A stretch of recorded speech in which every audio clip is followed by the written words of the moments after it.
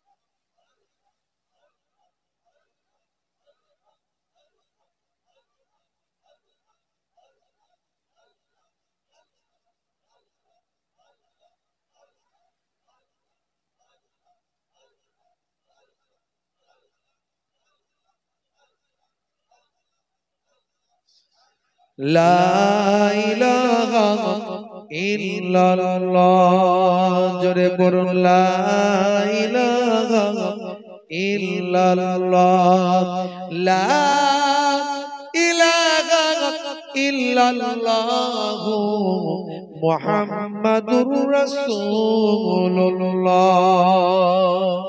বলতে হয় সাল্লাল্লাহু আলাইহি ওয়াসাল্লাম।